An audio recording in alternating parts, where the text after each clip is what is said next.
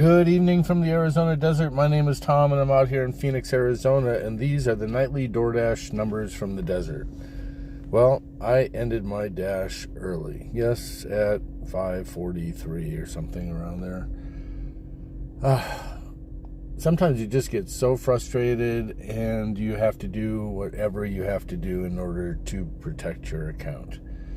I had, first of all, an order from a company that was on my ban list last year that I did forgiveness at the beginning of the year, like I said, and I had been in there one other time and talked to a different individual, and they actually got the order out fairly quickly. So again, I got another order from this merchant, only to find as soon as I accepted it, I get the notification saying that the order was ready to be picked up. Now, mind you, this company uses the tablet still, and as a result, it's much more difficult unless you actually have somebody sitting in front of that tablet, and before that offer is actually given to a driver, you do have the ability to add time onto that order as far as prep time. But what they're doing is they're marking the order as ready to be picked up, and as a result, the dashers are showing up only to find that they're told one time, which is not that time. It's much longer. So I arrived there and I was told that it would be just a couple of minutes, and you're watching him still cooking things on the stove and everything else, and it's just like, please have a seat. No, I understand what you're trying to do. It's no different than being in a car dealership. Of course they want you to sit down and get comfortable, so that then you have to get up, then you have to ask another question, and all that takes up more time for them to be able to prep more. Well, you don't understand. At $20 an hour, every 3 minutes costs me $1. If this is a $6 job, that means I have to get to the merchant, wait for the order, drop that off, all within 18 minutes to still maintain that $18 an hour rate. If I'm sitting inside of that merchant's establishment for 15 minutes, it's already cost me $5 out of that $6 offer, and as a result, I'm taking a loss. Now, the only way that you can try and change something along these lines is, one, to get DoorDash's attention, two, make it more difficult to, get their attention to just first initially get the idea into their head that something needs to change. Two is, making it more difficult to pick up those offers by declining those offers. But the challenge is, when I accept the offer and I decline that offer, accept that offer and then unassign from that offer, I've just done the next dasher a favor. Because yes, they're going to get the offer and they're going to show up at that location only to find that that food is nice and piping hot, ready for them to pick up. All because it rode off of my back. Well, as a result, I'm not about to do that anymore, and they are now on my ban list. Unfortunately, they're on my ban list for quite some time. I will be asking other individuals prior to even stepping into that location if things have changed prior to going back in again. So that was the first thing. So now I've dropped down to a completion rate of 98. This is really starting to irritate me because obviously at a certain threshold, you are in a status of pending deactivation. Now, granted, I still have more to play with. Stay tuned. There's more. So then I get another offer from another merchant, only to accept that offer, start to head in that direction because I know where that merchant is, look down at the offer, and it's giving me driving directions to go to the customer. Now, when it's got driving directions that are going to the customer, you go in and you go to take a look at the task list, and it says, yes, drop off at the customer. Then the next line item says pick up from the customer and return it back to the merchant. That's interesting. Let me try calling the customer. It goes to voicemail. Leave a voicemail. All right, well, I cannot walk into the establishment and just go pick up that order because I cannot confirm that order. And I told the merchant that as I was on with DoorDash support. But now you have to fight through DoorDash support in order to get through Marissa, to get passed on to another AI, to get to a human being who doesn't understand what you're trying to say. You plead with her to please send an email so that you can attach screenshots of the task list so that they can see what I'm seeing and we can be on the same page. And all you get from that is, well, I'll have to check and see if I can do that. I know fully well you can do that. I've been doing this for almost 6 years.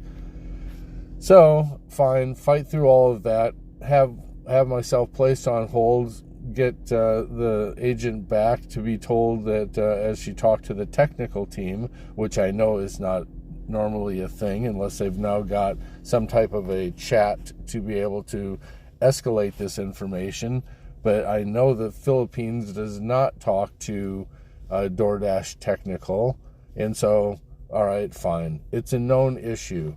Great. Then I'm offered, would you like to be unassigned from the order, or would you like to have the order canceled?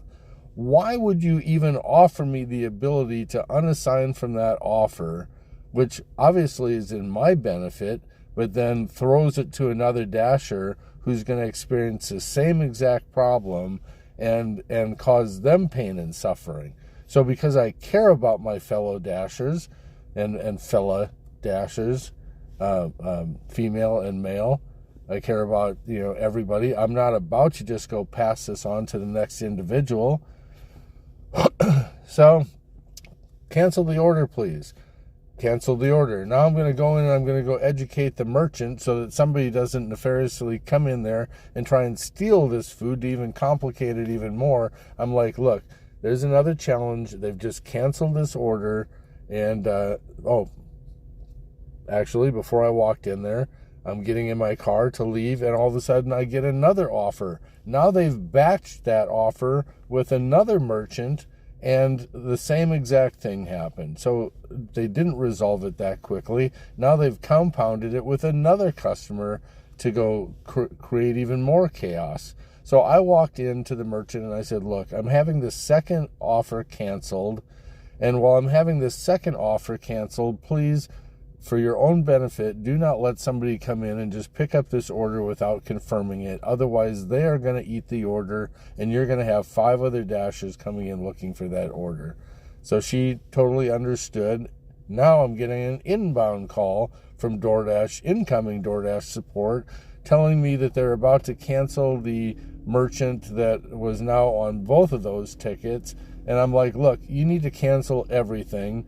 They're like, well, what we'd like you to do is to go to the other merchant and just go pick it up, and then we'll mark it as picked up. No, you're not about to do that, because this ticket is messy, and I'm not going to get you back as an individual, which means I have to fight through Marissa, fight through the second level of this DoorDash support in order to get a live person to try and explain myself again.